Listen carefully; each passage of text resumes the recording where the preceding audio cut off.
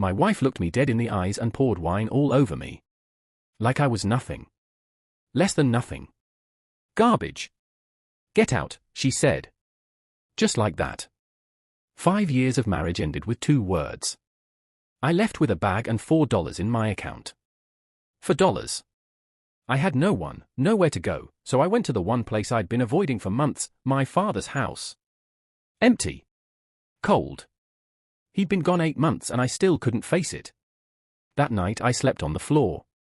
No blankets. No food. Just me and the darkness and this crushing weight in my chest that wouldn't go away. I thought about my dad, how he struggled his whole life, how he worked himself into the ground, and now here I was, just like him. Broken. Alone. A failure. The next morning I woke up so hungry my hands were shaking. I needed food, anything. I started tearing through his desk looking for spare change, something, and that's when I found it. His old credit card. Dusty.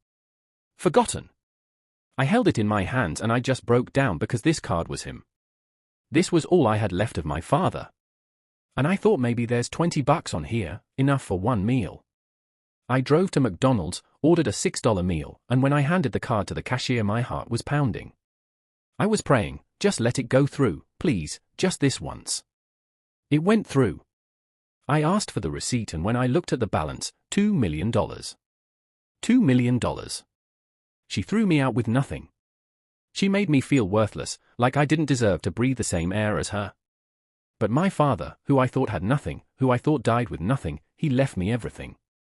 And she has no idea what's coming. Hey everyone, welcome back to the channel. If you're new here, I'm so glad you found this story. Wherever you are in the world right now, whether you're watching from your living room, on your lunch break, or lying in bed at night, thank you for being here. I hope you're doing well.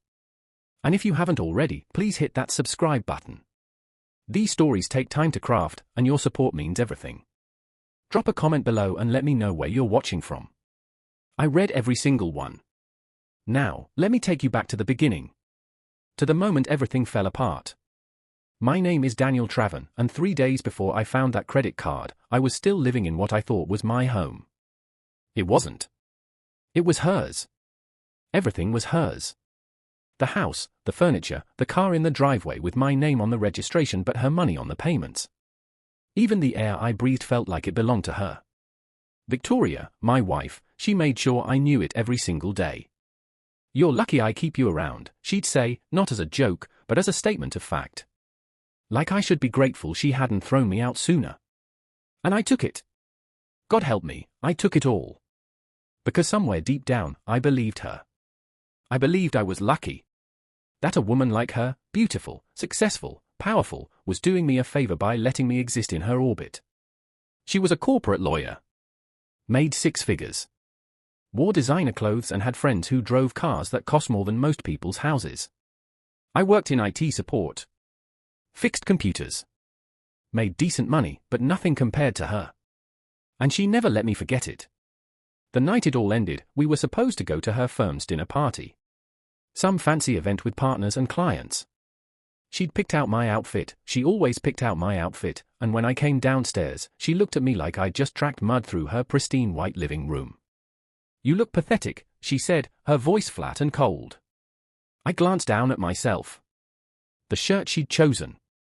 The pants she'd approved. The shoes she'd bought me. I'm wearing what you. It's not the clothes, Daniel. It's you. You always look like you're apologizing for existing. Something in my chest tightened.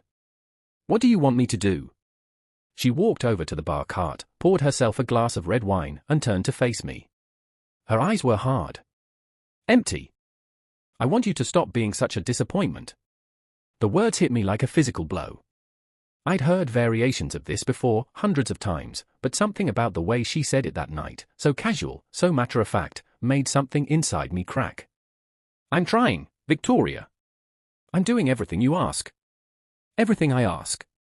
She laughed, sharp and bitter. Daniel, I ask you to be a man. I ask you to have some self-respect. I ask you to be someone I can actually be proud of instead of someone I have to drag through life like a child. My hands were shaking. That's not fair. Fair. She took a step toward me, wine glass in hand.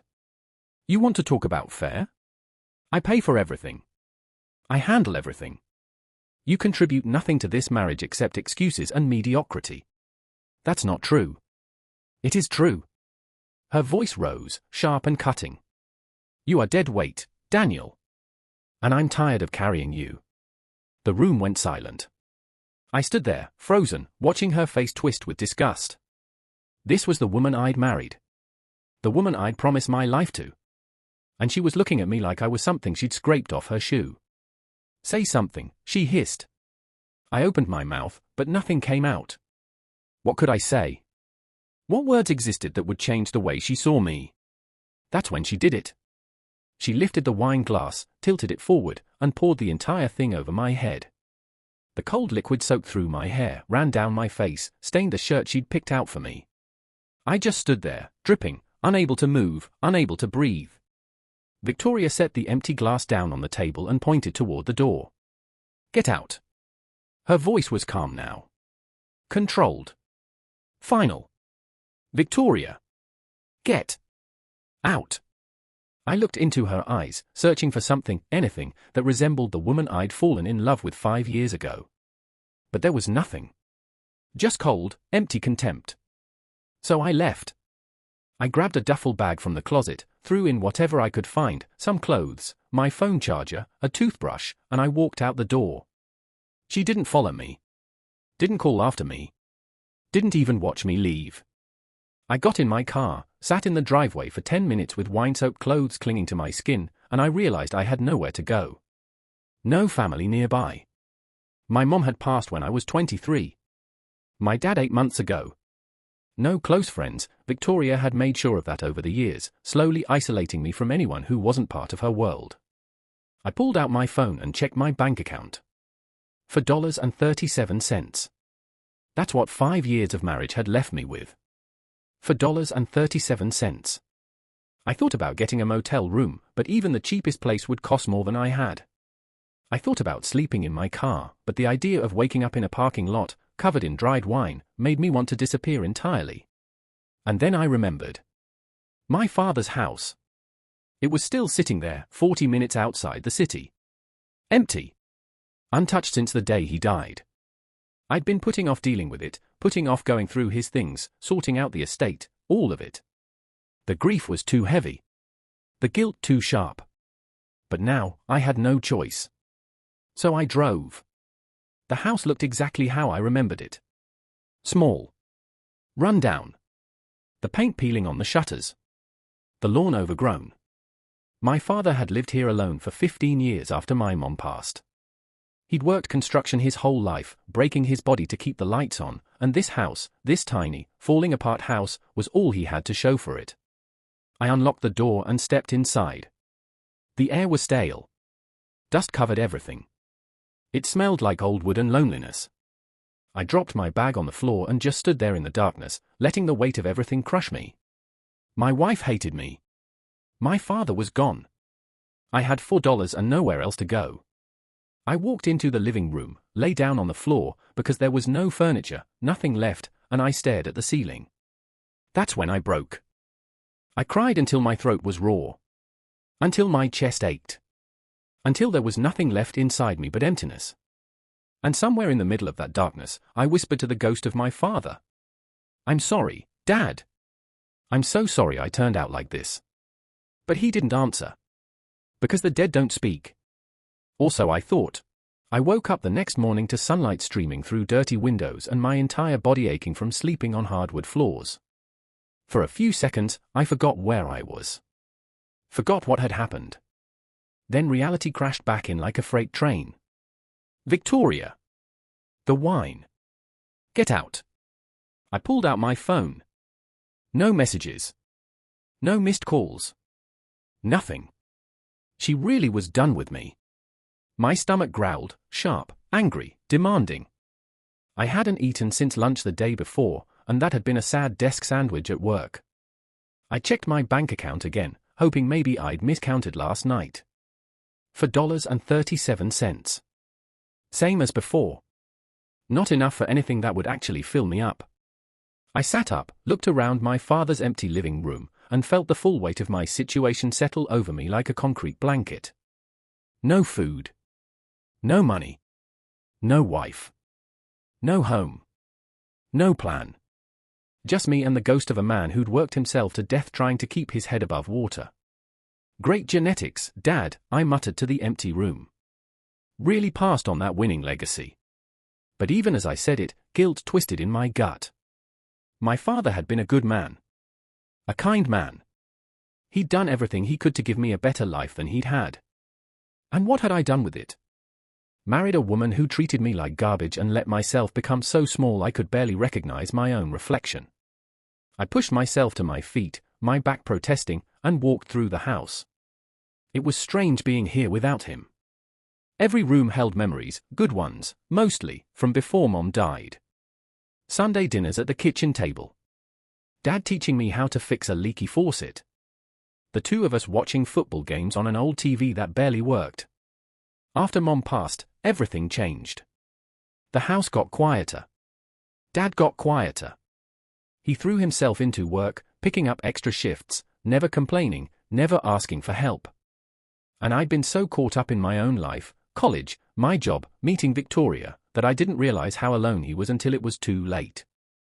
The heart attack took him at 62. On a construction site. He collapsed mid-shift and was gone before the ambulance arrived. I'd gotten the call while sitting in a meeting at work, Victoria beside me, and when I told her I needed to leave, she'd rolled her eyes and said, "Can't it wait until after this presentation?" I should have known then. Should have seen who she really was. But I didn't. Or maybe I did and just didn't want to believe it. I walked into my father's bedroom. The bed was still made. I'd done that after the funeral, some weird instinct to leave things tidy. His closet still had his work clothes hanging in it. Flannel shirts. Worn jeans. Steel-toed boots.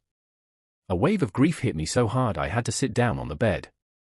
"I'm sorry, Dad," I whispered. "I'm sorry I wasn't here more. I'm sorry I let you die alone. I'm sorry I'm such a screw-up that I can't even keep my own marriage together." The room stayed silent. No comfort. No forgiveness. Just dust and memories. My stomach growled again, pulling me back to the immediate problem. I needed food. Which meant I needed money. Which meant I needed to figure out what the hell I was going to do with my life. I stood up and walked to his office, really just a converted spare bedroom with a desk and a filing cabinet. If Dad had left anything behind, any paperwork or accounts I needed to deal with, it would be in here. I opened the desk drawer. Bills. Old tax returns. A life insurance policy that had paid out just enough to cover the funeral. A folder labeled important documents that contained his birth certificate, social security card, and a copy of his will, which left everything to me. Everything being this house and whatever was left in his checking account after final expenses. I'd gone through most of this stuff right after he died, working with a lawyer to settle the estate. There'd been nothing surprising. No hidden wealth. No secret savings account. Just a man who'd worked his whole life and had almost nothing to show for it. I pulled open the second drawer. More papers. Old pay stubs. A warranty for a lawnmower he'd bought 10 years ago. Then the third drawer. Receipts. Pens. Rubber bands. Random junk. And in the very back, wedged between some old envelopes, a credit card. I pulled it out. It was dusty, like it had been sitting there for years. The name on it, James Traven. My father. The expiration date, 09/26. Still valid. Barely. I turned it over in my hands, and something inside me just broke. This stupid piece of plastic was all I had left of him. This and an empty house and a lifetime of regrets. I don't know why I started crying again. Maybe because I was hungry. Maybe because I was desperate. Maybe because holding something that belonged to him made the loss feel fresh all over again. But I did. I sat there at his desk, holding his credit card, and I cried like a child. When I finally pulled myself together, I made a decision. I'd use the card. Just once. Just for one meal. Maybe there was $20 on it. Maybe 50. Enough to get me through the day while I figured out my next move. I grabbed my keys, got in my car, and drove. The McDonald's was 15 minutes away, in a strip mall that had seen better days. I pulled into the drive-thru, my heart pounding for reasons I couldn't quite explain. This was my father's card. His account. His money, if there even was any. What if it declined? What if there was nothing on it and I'd just driven all the way here for nothing? But what choice did I have? The speaker crackled. "Welcome to McDonald's, what can I get for you?" I stared at the menu. Everything looked good. Everything looked like too much. Big Mac meal. Medium. Anything else? No. That's it. $6.47. Pull forward. I drove to the window, my hand shaking slightly as I pulled out the card. The cashier smiled at me, a tired smile, the kind you give when you've been on your feet too long, and I handed her the card. She swiped it. I held my breath. The machine beeped. "You're all set," she said, handing the card back along with a receipt. "Food'll be ready at the next window." I took the card and the receipt, my brain not quite processing what had just happened. It went through. The card actually went through. I pulled forward to the second window, took my food, and parked in the lot. I unwrapped the burger and took a bite, barely tasting it, my mind racing. How much was on the card? How much had Dad left? I pulled out my phone, opened my banking app, and typed in the card number from memory. It took me to an external bank site, one I didn't recognize. I clicked check balance. The screen loaded. And my entire world stopped.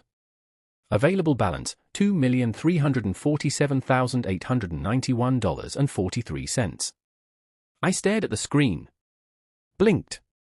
Stared again. $2 million. $2,347,891.43. My father who'd lived in a falling-apart house, who'd worked construction for 40 years, who'd died with barely enough in his checking account to cover his funeral, had $2 million on a credit card. My hand started shaking so hard I almost dropped my phone. This couldn't be real. It had to be a mistake. A glitch. Something. I refreshed the page. Available balance, $2,347,891.43. Same number. I checked the account details. The card was linked to an investment account under my father's name. The last activity, a deposit 8 years ago. $2.3 million. Lump sum. After that? Nothing. No withdrawals. No purchases. Nothing. He'd just left it there. Sitting. Untouched. For 8 years. While he worked himself to death. While he lived in that tiny house. While he wore the same clothes and drove the same beat-up truck and never, ever complained about money.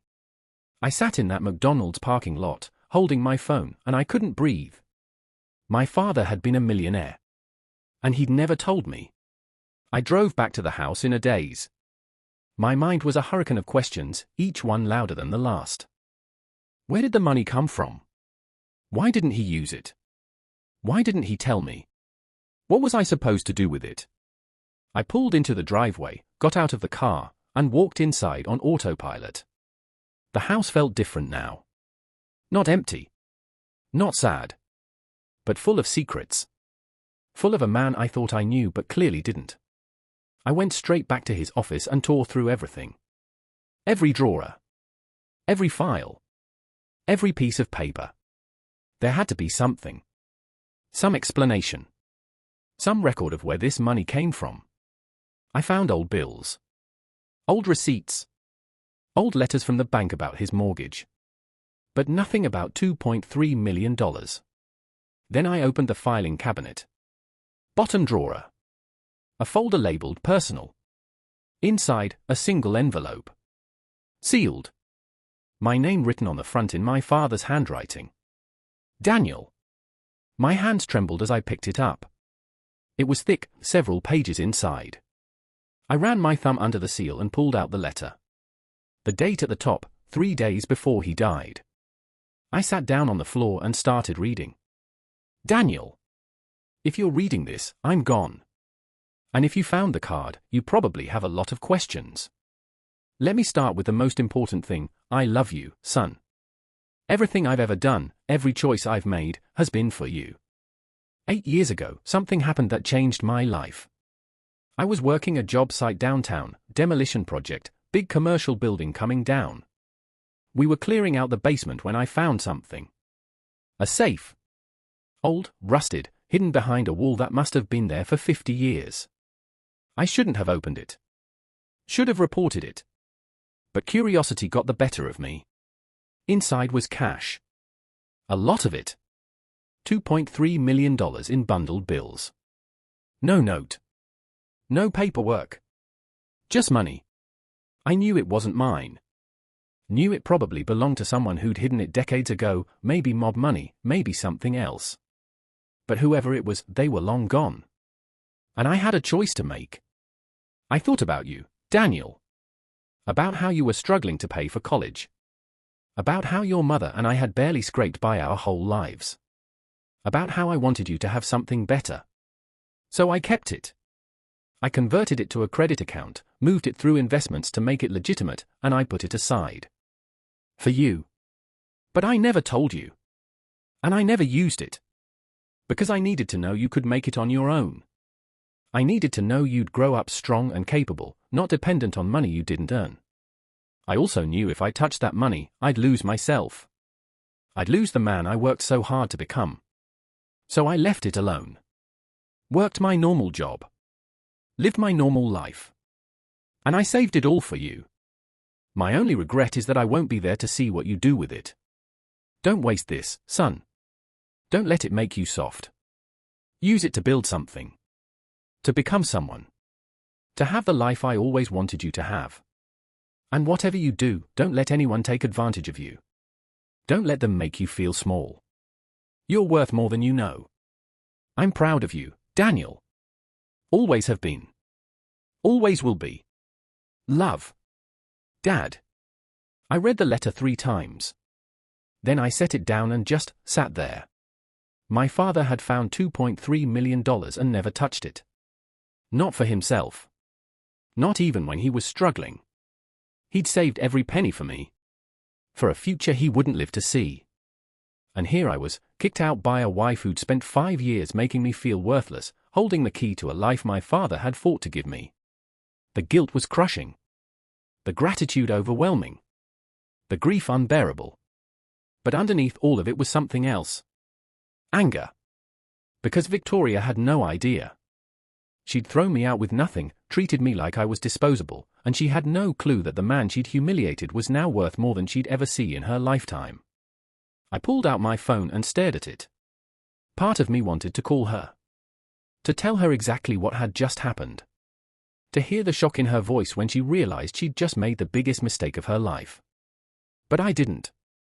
Because this wasn't about her anymore. This was about me. About figuring out who I was without her. About honoring the sacrifice my father made. I stood up, folded the letter carefully, and put it back in the envelope.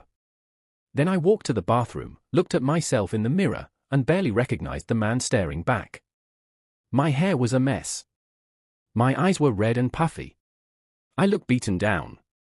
Exhausted. Defeated. But somewhere in those eyes, something new flickered. Hope. The next morning, I woke up with a plan. First, I needed a lawyer. Someone who could help me navigate this money, make sure it was legitimately mine, and protect me from whatever legal complications might come up. Second, I needed to file for divorce. Officially. Cleanly. Before Victoria realized I had anything worth taking. Third, I needed to figure out what the hell I was going to do with my life now that I wasn't broke and desperate. I spent the morning making calls. Found a lawyer who specialized in estate planning and asset protection, someone who came highly recommended and, thankfully, could see me that afternoon. His name was Thomas Shaw. Mid-50s. Sharp suit. Sharper mind. I sat in his office and laid out everything. The card. The money. The letter. My father's death. My wife kicking me out. He listened without interrupting, occasionally jotting notes, his expression unreadable. When I finished, he leaned back in his chair and folded his hands. Okay, he said. Here's the good news, the money is legally yours. Your father moved it through legitimate channels, paid taxes on it as investment income, and named you as the beneficiary of the account in his will. It's clean. Relief flooded through me. And the bad news? The bad news is your wife. You're still legally married, which means if she finds out about this before the divorce is finalized, she could make a claim for half of it. Especially in this state. My stomach dropped. She can't. This was my father's. She has nothing to do with it. Legally, inheritance is protected. But if she argues that the account was accessible during your marriage and you fail to disclose it, things get murky. She'd have to prove you intentionally hid assets, but with a good lawyer, she could make your life very difficult. So what do I do? File for divorce immediately. Keep the money quiet. Don't make any large purchases or transfers that could tip her off. Once the divorce is finalized, everything you inherited is yours free and clear. I nodded slowly. How long will that take? Depends on whether she contests it. If she agrees to a clean split, a few months. If she fights. He shrugged. Could be a year or more. A year. A year of waiting. A year of looking over my shoulder. But if it meant protecting what my father left me, I'd wait. One more thing, Thomas said, leaning forward. Once this is done, once you have full control of these assets, you need to decide what you're going to do with them. $2 million is life-changing money. But it can disappear fast if you're not smart about it. I'm not going to blow it, I said. Good. Then think about what you want. Really want. Not what your wife wanted. Not what you think you're supposed to want. What you want. I left his office an hour later with divorce papers in hand and a weight on my shoulders that felt both terrifying and exhilarating. For the first time in 5 years, I was making decisions for myself. And I had the resources to make them count. That night, I sat in my father's house and thought about Thomas's question. What did I want? For so long, my life had been dictated by other people. By Victoria's expectations. By trying to be good enough, successful enough, worthy enough. But what did I actually want? I pulled out my phone and started making a list. 1. Freedom. I wanted to wake up without dreading the day. Without someone telling me I wasn't good enough. 2. Purpose. I wanted to do something that mattered. Something my father would be proud of. 3. Respect. I wanted to respect myself again. To feel like I was worth something. 4. Peace. I wanted to stop running. Stop apologizing for existing. Just be. It wasn't a grand list. Wasn't flashy or ambitious. But it was mine. And for the first time in years, that felt like enough. I set my phone down, looked around the empty house, and made a promise to my father. I won't waste this, Dad. I swear. Whatever happens next, I'll make you proud. The house stayed quiet. But somehow, I felt like he heard me. The divorce papers were filed by the end of the week.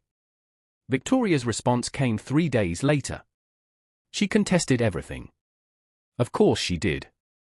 Thomas called me into his office to go over her counter-filing.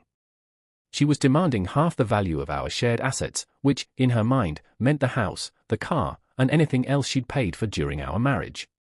She's asking for spousal support, Thomas said, sliding the document across his desk. Temporary and permanent. I stared at the number she was requesting. $4,000 a month. You've got to be kidding me. She's claiming you were financially dependent on her during the marriage and that she supported your lifestyle.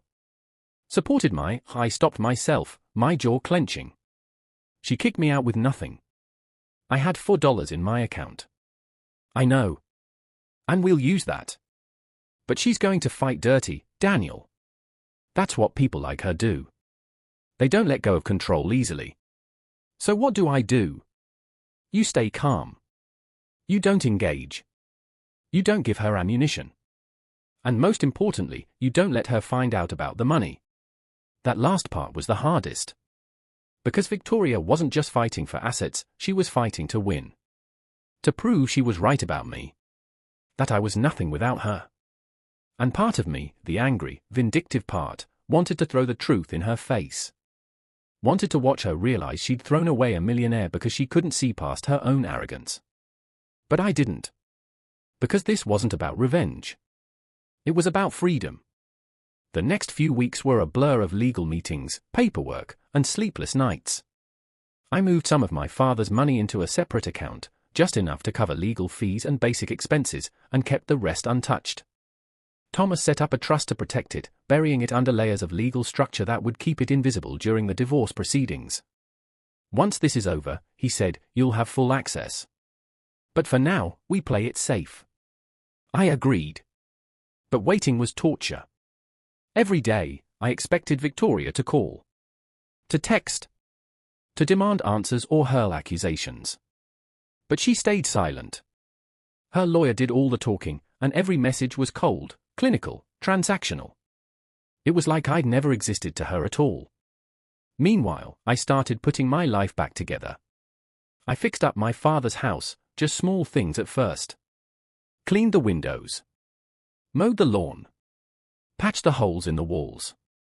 It felt good to work with my hands, to create something tangible. I also started going to the gym.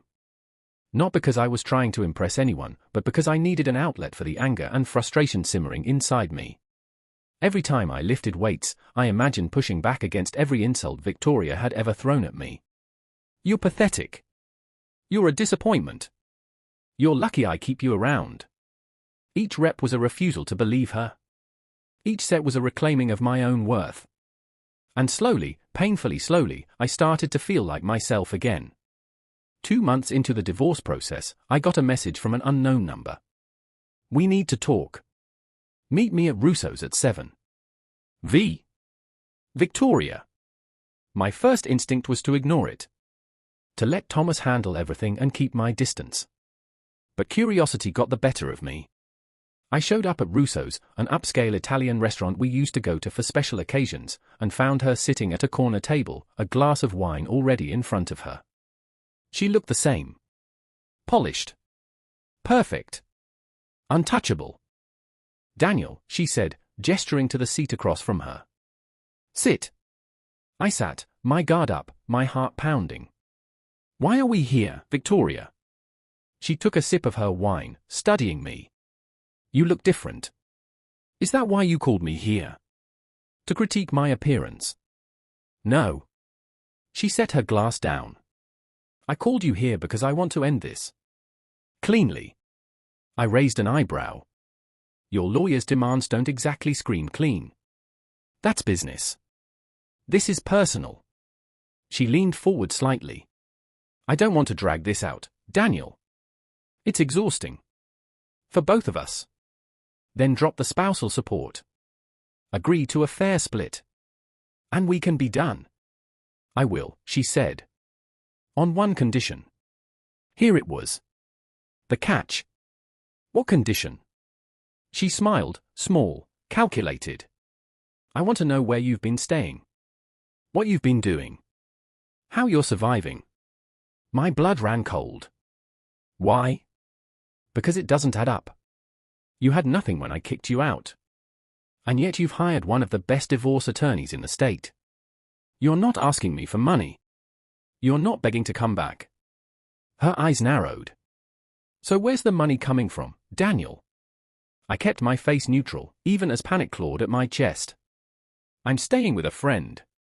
Doing freelance IT work. Scraping by. Bullshit. Believe whatever you want, Victoria. But I don't owe you an explanation. She leaned back, her smile fading. You know what I think? I think you're hiding something. And when I find out what it is, I'm going to take you for everything you've got. I stood up, my hand shaking, not from fear, but from rage. You already took everything, Victoria. My dignity. My self-respect. 5 years of my life. But you know what you didn't take. She looked up at me, her expression cold. My father's love. His belief in me. And that's something you'll never understand. I turned and walked out of the restaurant, leaving her sitting there alone. I called Thomas the second I got to my car. She knows something's up, I said, my voice tight. She's digging. Let her dig, Thomas said calmly. She won't find anything. The trust is airtight. And even if she does find something, it's protected. You're fine, Daniel. I don't feel fine. That's because you're letting her get in your head. Don't. You've done everything right.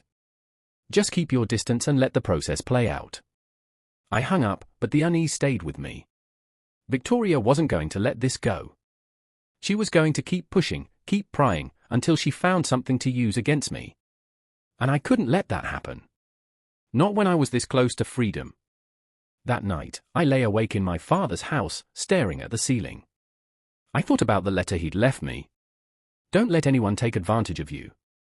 Don't let them make you feel small. You're worth more than you know. Victoria had spent 5 years making me feel small. 5 years convincing me I was nothing without her. But she was wrong. I wasn't nothing. I was my father's son. And I wasn't going to let her take one more thing from me. 3 weeks later, everything changed. I was at the house, painting the kitchen, another small project to keep my mind occupied, when my phone rang. Unknown number. Hello? Mr. Traven? This is Detective Sarah Chen with the Financial Crimes Unit. I need you to come down to the station. We have some questions about an account in your father's name. My blood turned to ice. What kind of questions? I'd rather discuss this in person. Can you come in today? Am I being accused of something? Not at this time. But we do need to talk. 2 o'clock work for you? I looked at the clock. It was noon. I'll be there. I hung up and immediately called Thomas. They know about the money, I said, my voice shaking. Slow down. Who knows? The police. Financial Crimes Unit. They want to talk to me about Dad's account. Thomas was quiet for a moment. Don't panic. This could be routine. But don't go in without me. I'll meet you there. The police station smelled like coffee and bureaucracy. Thomas and I sat in a small interrogation room, though they called it an interview room, waiting for Detective Chen. She walked in 5 minutes later. Mid-40s. Sharp eyes. No-nonsense demeanor. Mr. Traven, she said, sitting down across from us. Thank you for coming in. I'm Detective Chen. This is Detective Mike Rossini. A second detective entered, older, graying hair, the kind of face that had seen too much. We'll keep this brief, Chen said, opening a folder. 2 weeks ago, we received a tip about a substantial sum of money that appeared in your father's accounts 8 years ago. $2.3 million. No clear source of origin. My heart was hammering. My father left me a letter. He found the money on a construction site. He moved it into legitimate accounts. He paid taxes on it. We saw the letter, Rossini said. We also saw the tax records. Everything looks clean on paper. So what's the problem? Chen leaned forward. The problem, Mr. Traven, is that the building your father was working on. It belonged to the Castellano family. The name hit me like a punch to the gut. The Castellanos. One of the most notorious crime families in the state. The money your father found, Chen continued, was likely mob money. Hidden decades ago. And while your father may have legitimized it through proper channels, the Castellanos don't see it that way. What are you saying? I'm saying someone tipped them off that the money resurfaced. And they want it back. Thomas spoke up. Detective, my client's father is deceased. The money was legally transferred. Daniel has done nothing wrong. We know, Rossini said. But the Castellanos don't care about legality. They care about what they believe is theirs. Chen slid a photo across the table. A man in his 60s. Silver hair. Expensive suit. Cold eyes. Victor Castellano. Head of the family. He's put the word out that he wants to meet with you. Meet with me? Why?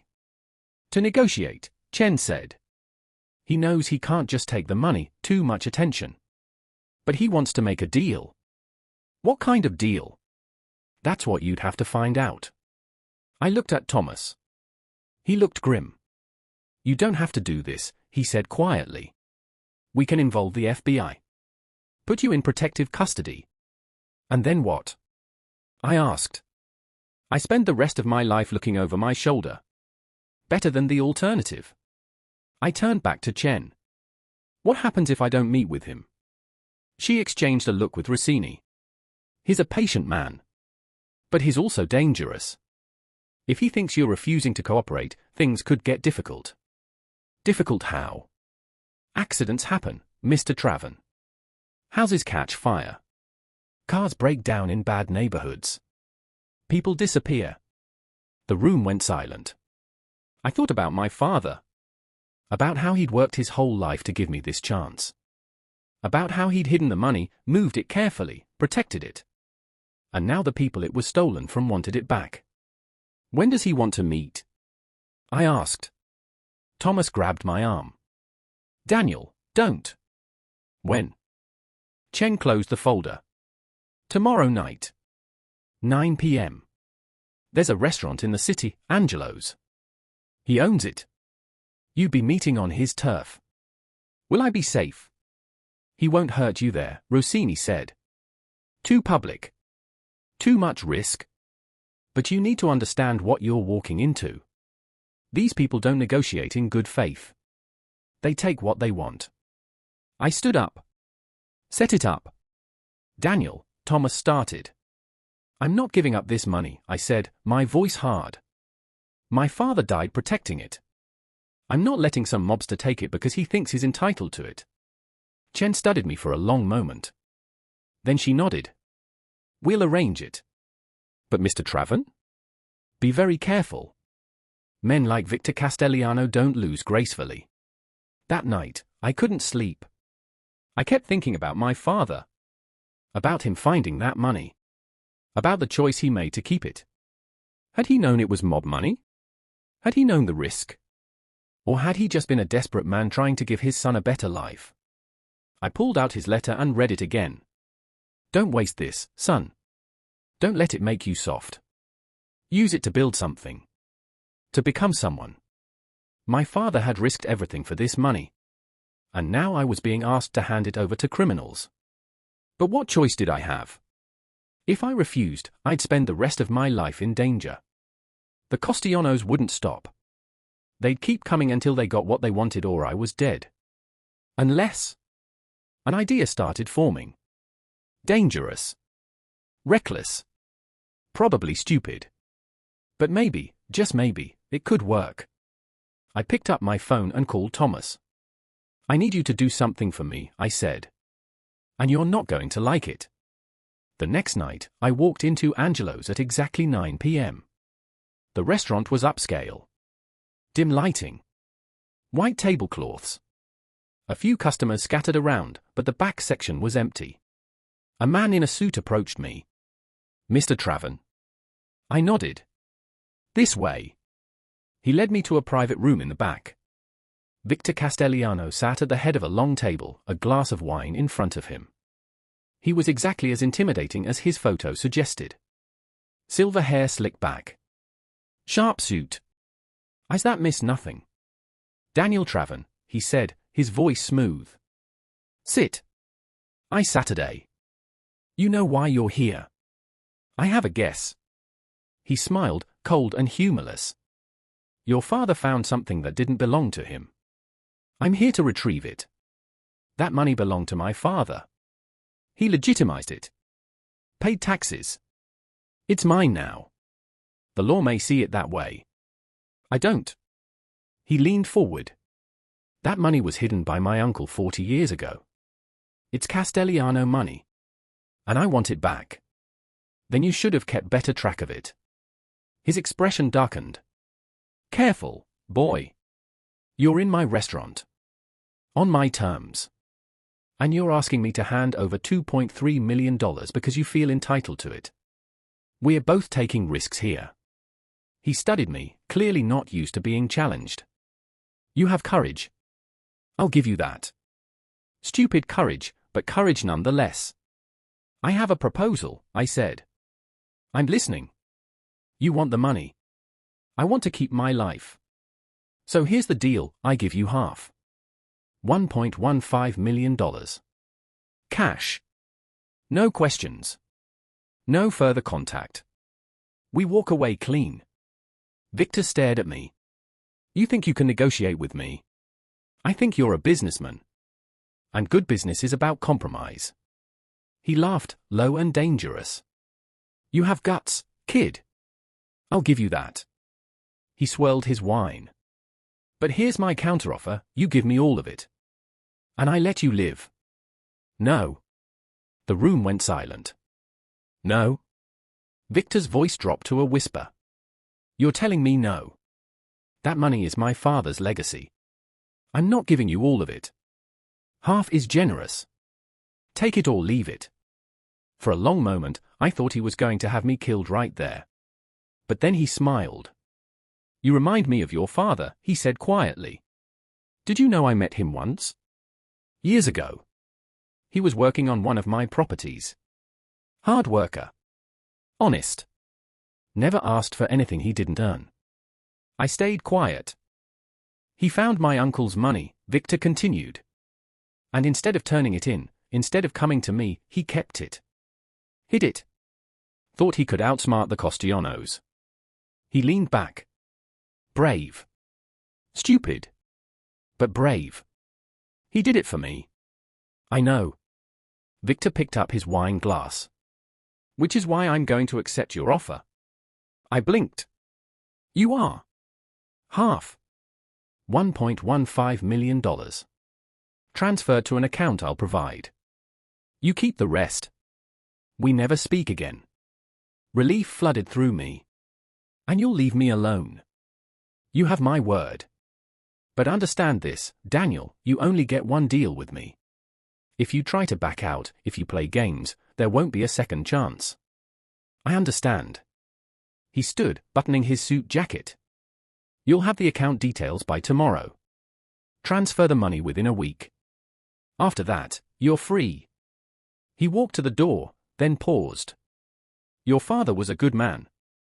Don't waste what he gave you. And then he was gone. I sat there for a full minute, my heart racing, before I finally stood and walked out of the restaurant. Thomas was waiting in his car across the street. I climbed in. Well, he asked. He took the deal. Half the money. I keep the rest. Thomas let out a breath. Jesus, Daniel. You could have gotten yourself killed. But I didn't. I looked at him. And now I'm free. Truly free.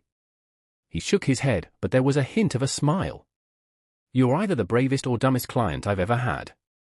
Maybe both. We drove back in silence, and for the first time in months, I felt like I could breathe. Yes, I was giving up over $1 million. But I was keeping my life. My freedom. And enough money to honor my father's sacrifice. That was worth more than any amount of cash. If you're still watching, drop a comment below and let me know what you'd do in this situation. Would you have negotiated? Fought back?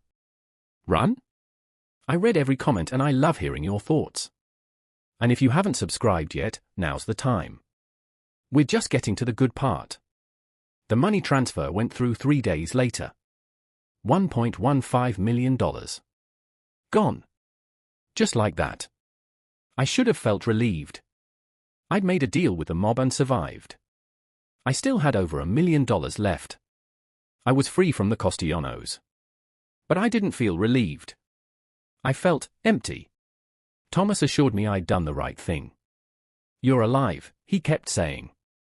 That's what matters. But sitting alone in my father's house, staring at the account balance that had just been cut in half, I couldn't shake the feeling that I'd failed. My father had protected that money for 8 years. Had worked himself to death so I could have it. And I'd just handed half of it over to criminals. What would he think of me? 2 days after the transfer, Victoria's lawyer sent a new motion. She was demanding a forensic audit of my finances. She knows, Thomas said when he called me. I don't know how, but she knows you have money. How is that possible? Someone talked.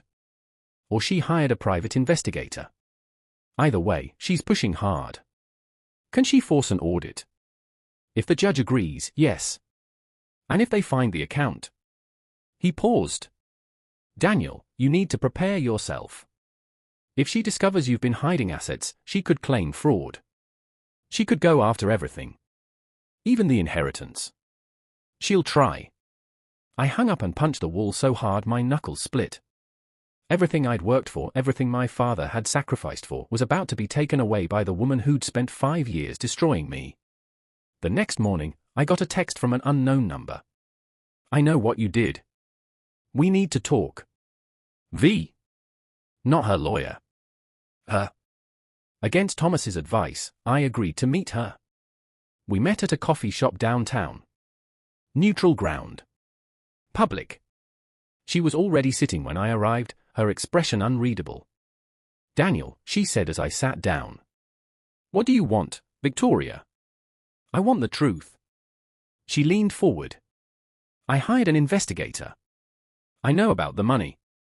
My stomach dropped. What money? Don't play dumb. I know your father left you something. I don't know how much, but I know it's substantial. My father left me a house and memories. That's it.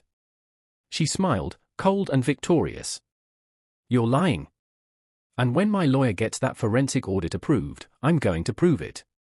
And then I'm going to take you for everything you're hiding. You can't. I can.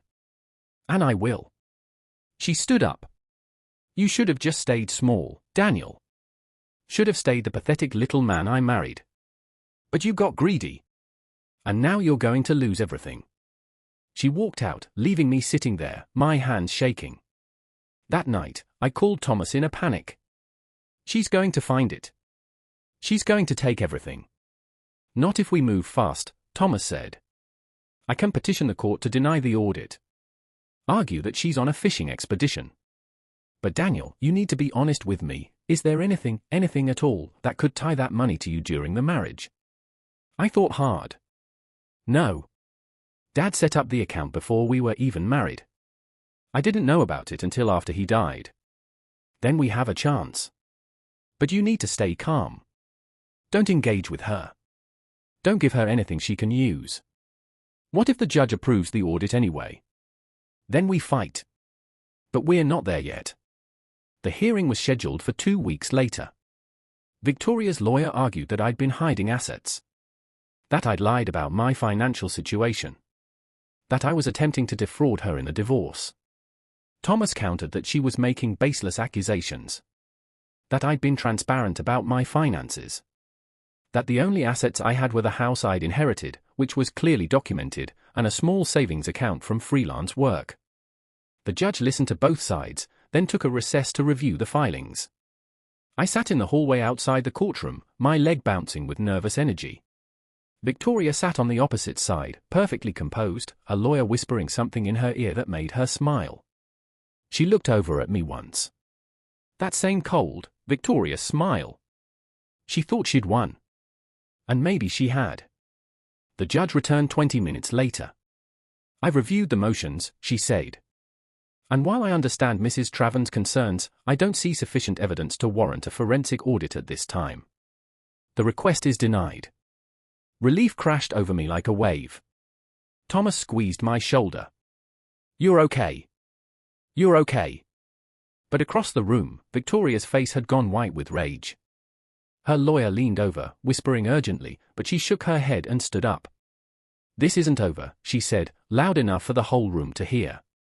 I know you're hiding something, Daniel. And I will find it. The judge banged her gavel. Mrs. Traven, control yourself or I'll hold you in contempt. Victoria grabbed her purse and stormed out. I should have felt victorious. I'd won. The audit was denied. The money was still safe. But as I walked out of that courthouse, all I felt was exhausted.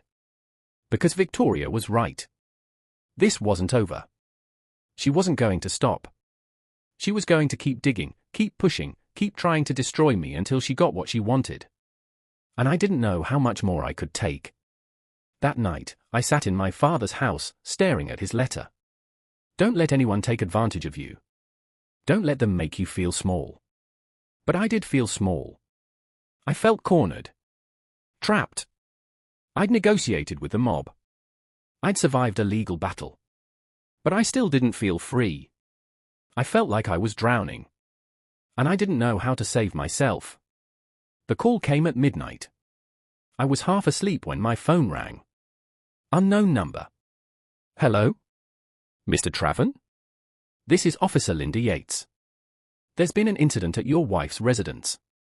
We need you to come down to the station. I sat up, suddenly wide awake. What kind of incident? I'd rather explain in person. Can you come now? The police station was busy despite the late hour. Officer Yates met me at the front desk, a woman in her 30s with tired eyes. What happened? I asked. She led me to a private room. Your wife filed a report this evening. She claims someone broke into her home. Is she okay? She's fine. Nothing was taken. But? Yates pulled out a file. She's claiming you were behind it. What? I haven't been near her house since she kicked me out. We know. We checked your phone records, your credit card transactions. You have an alibi. But she's insistent that you hired someone. That's insane. Maybe. But here's the thing, we reviewed her security footage. Someone did break in. But they didn't steal anything. They just left a message. She turned her laptop around. On the screen was security footage from Victoria's living room. Someone in dark clothes and a mask had spray-painted a message on her wall. Stop. One word. In red paint. We don't know who did this, Yates said. But your wife is convinced you're responsible. She's terrified. I stared at the screen. I didn't do this. I believe you. But someone did. And whoever it was, they wanted to scare her. Yates closed the laptop. Is there anyone else who might want to send your wife a message? I thought for a moment. Then it hit me. Victor Castellano. I need to make a call, I said. I drove straight to Angelo's. It was after midnight, but I didn't care. The same suited man from before stopped me at the door. We're closed. Tell Victor that Daniel Traven is here. And tell him it's urgent. 5 minutes later, I was back in that private room. Victor sat at the same table, a glass of whiskey in front of him. He didn't look surprised to see me. Couldn't stay away, he said. Did you have someone break into my wife's house? He raised an eyebrow. Why would I do that? To protect the deal. To make sure she stops digging. Victor took a sip of his whiskey. You're smarter than you look, kid. Yes. I had someone deliver a message. You can't do that. If the police trace it back to you. They won't. He set his glass down. Look, Daniel. You upheld your end of the deal. You transferred the money. But your wife was becoming a problem. She was asking questions. Hiring investigators. Getting too close to things that don't concern her. So you scared her. I protected my interests. And yours. He leaned forward. She'll stop now. Trust me. People like her, they're brave when they think they're in control. But the moment they realize they're not, they fold. What if she doesn't? Victor's expression hardened.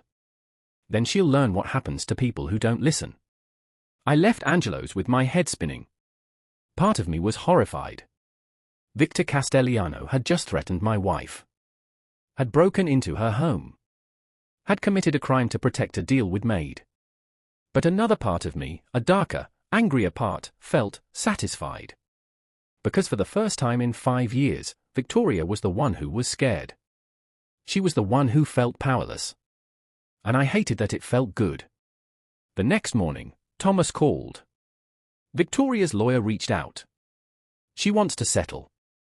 I nearly dropped my phone. She what? She's dropping all demands.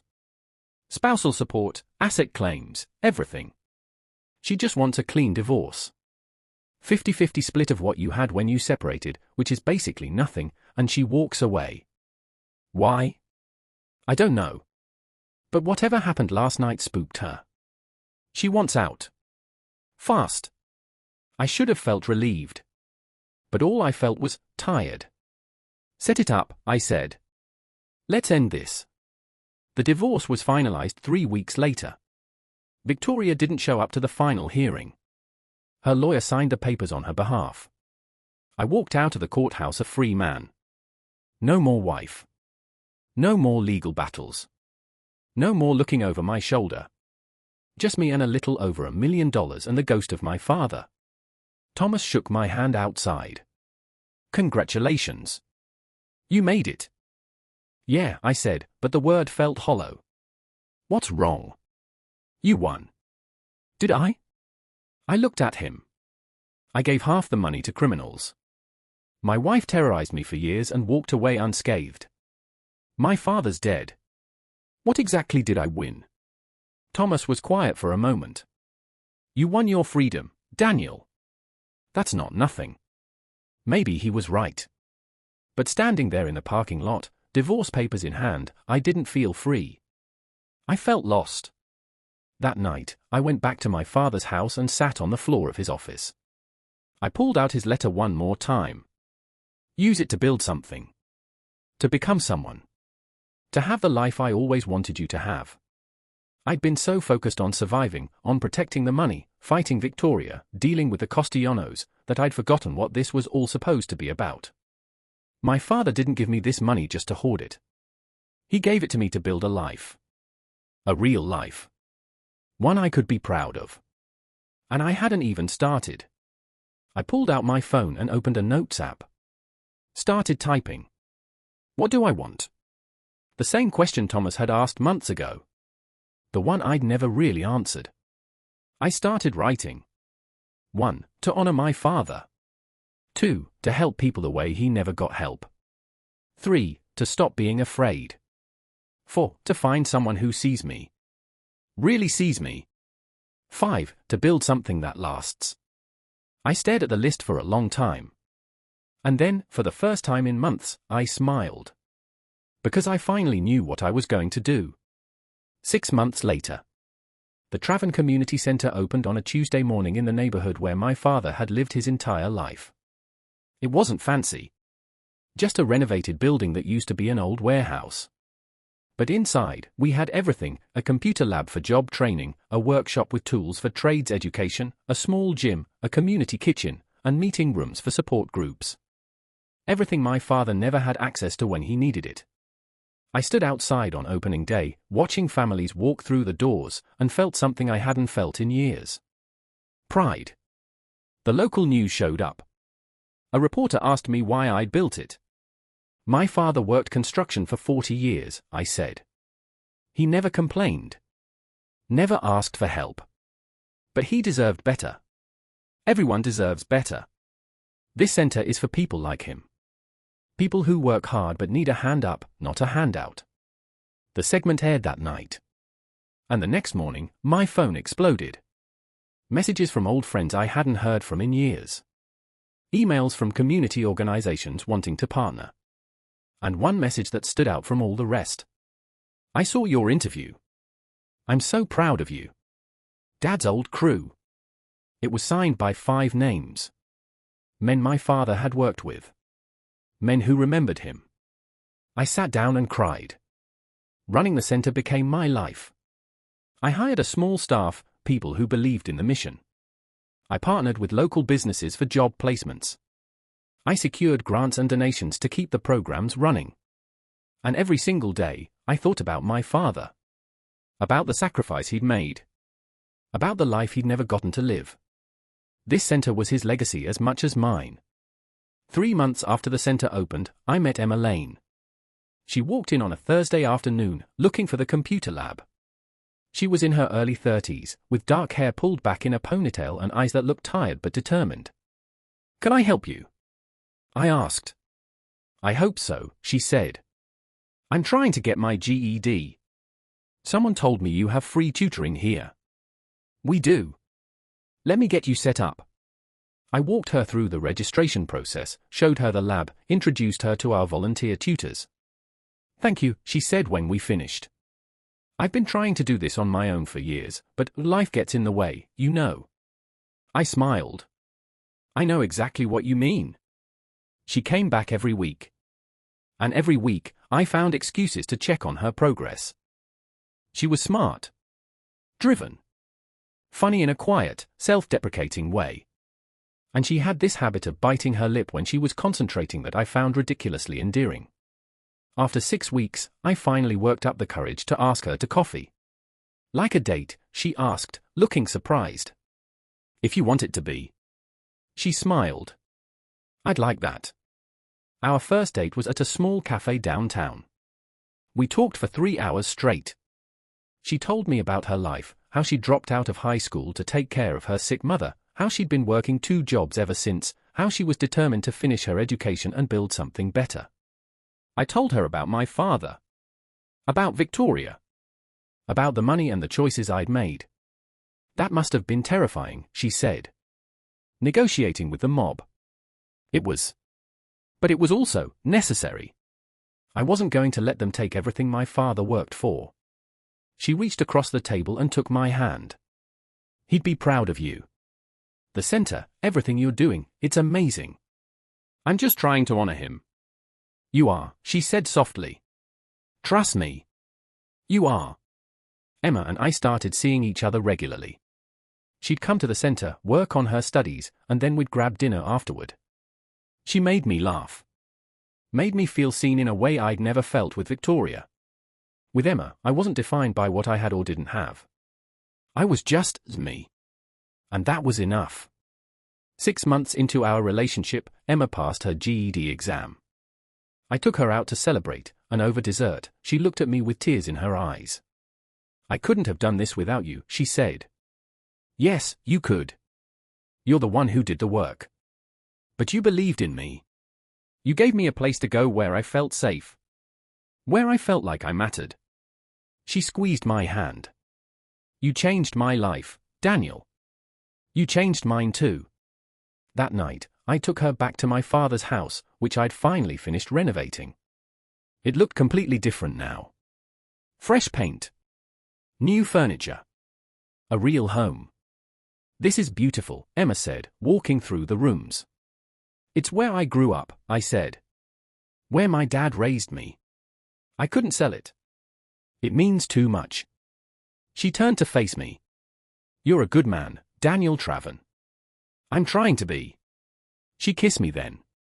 Soft and gentle and full of promise. And for the first time in years, I felt like I was exactly where I was supposed to be. A year after the center opened, I got an unexpected visitor.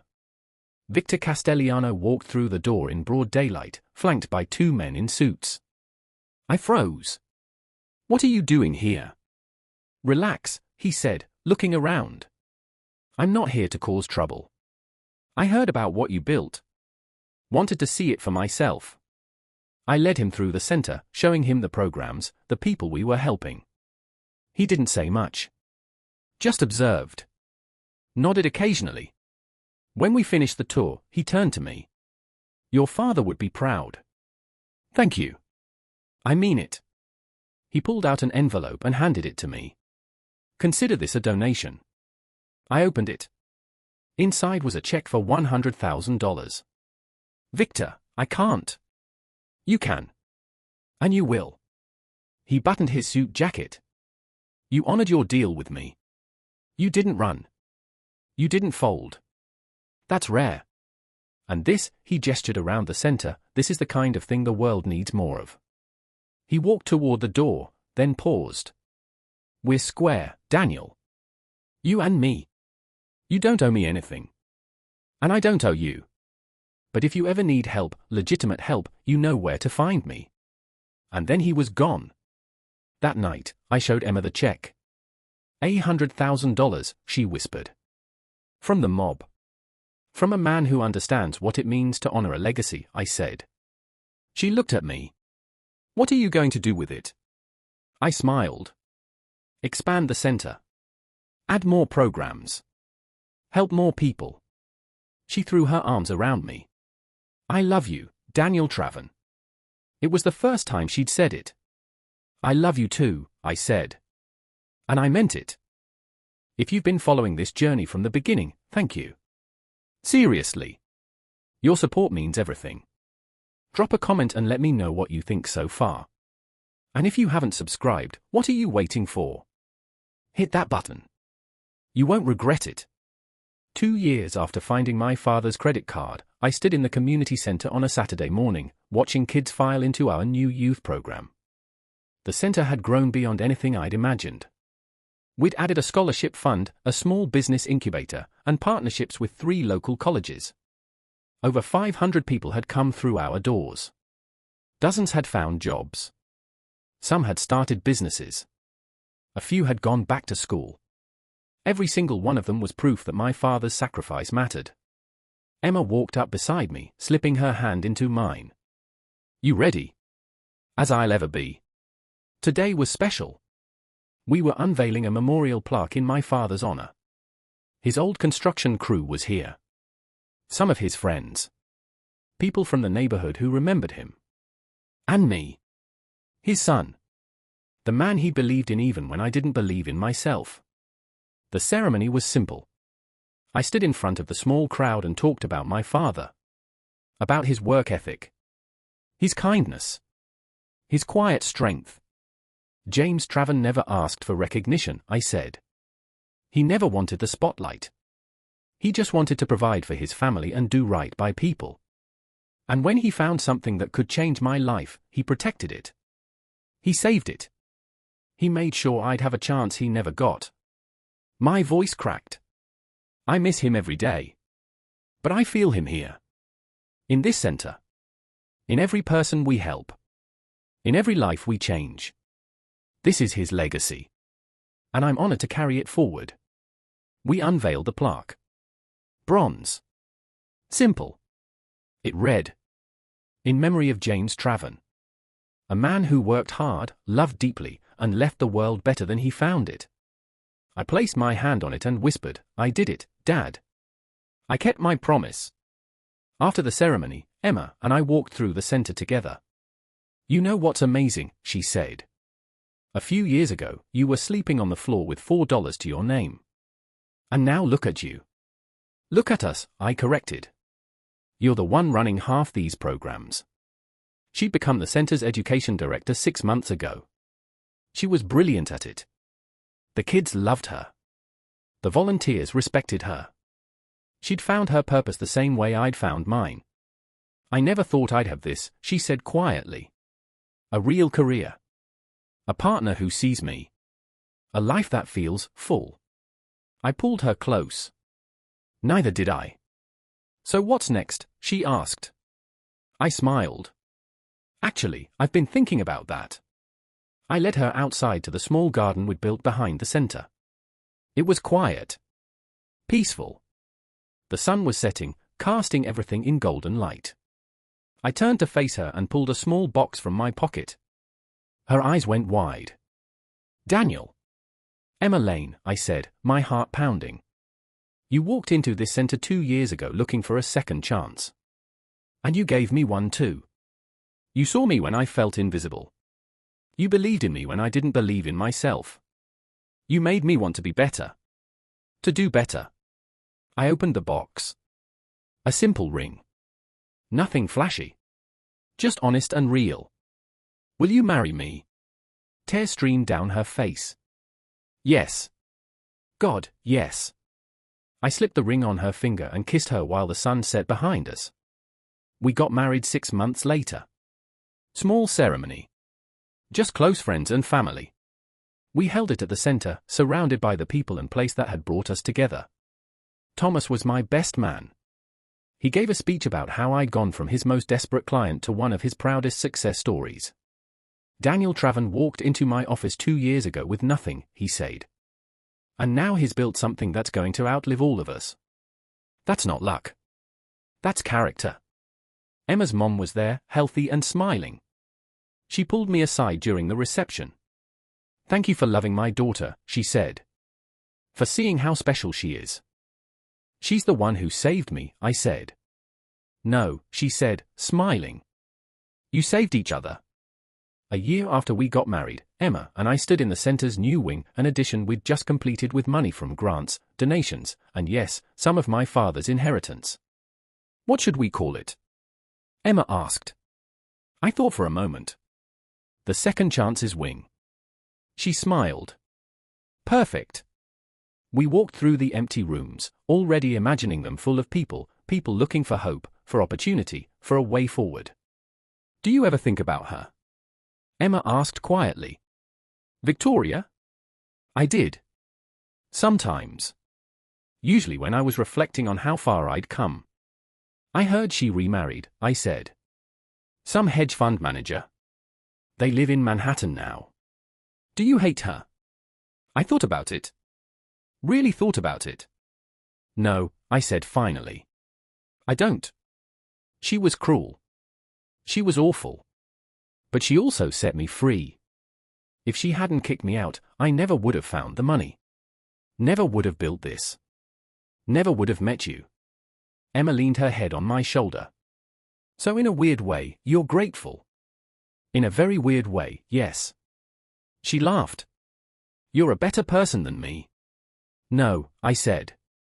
I'm just finally the person my father always believed I could be. 5 years after finding my father's credit card, I sat in the center's office late one night, going through paperwork. My phone buzzed. An email from an address I didn't recognize. The subject line, thank you. I opened it. Mr. Traven. You don't know me, but I wanted to reach out. 3 years ago, I came to your center. I was homeless. Addicted. I'd lost everything. Your staff helped me get clean. Get trained. Get a job. Last week, I bought my first house. I have custody of my kids again. I have a life. I don't know how to repay you for what you did. So I'm just going to say thank you. Thank you for believing in people like me. Thank you for giving us a second chance. You changed my life. R.M. I read the email 3 times, tears streaming down my face. This was why I'd built the center. This was why my father had saved that money. This was the legacy. Not the dollar amount. Not the buildings or programs. But the lives. The people. The hope. Emma found me crying at my desk. What's wrong? She asked, alarmed. I showed her the email. She read it and started crying too. This is everything, she whispered. This is everything he wanted for you. I know. She pulled me into a hug, and we stood there for a long time, just holding each other. That night, I drove to my father's grave. I hadn't been in months. Life had been busy. Full. Good. But I needed to visit. To tell him. I sat down in the grass next to his headstone and pulled out his letter, worn now, creased from being read so many times. I did it, Dad, I said. I built something. I became someone. I found love. I found purpose. I found myself. The wind rustled through the trees. I know you can't answer. But I hope wherever you are, you're proud. I hope you know that everything you did, every sacrifice you made, it mattered. It all mattered. I placed my hand on his headstone. Thank you for believing in me. Thank you for the second chance. Thank you for everything. I stood up, wiped my eyes, and walked back to my car. As I drove away, I looked in the rearview mirror one last time. And I swear, just for a second, I felt him smiling. The end. Thank you for watching this story all the way to the end. If it moved you, if it inspired you, if it made you think about your own second chances, please leave a comment. Tell me your story. Tell me what you do with a second chance. And if you haven't already, subscribe to the channel. More stories are coming. Stories about hope, redemption, and the strength we all have inside us. Wherever you are in the world, whatever you're going through, remember this, it's never too late to start over. It's never too late to honor the people who believed in you. And it's never too late to become who you were always meant to be.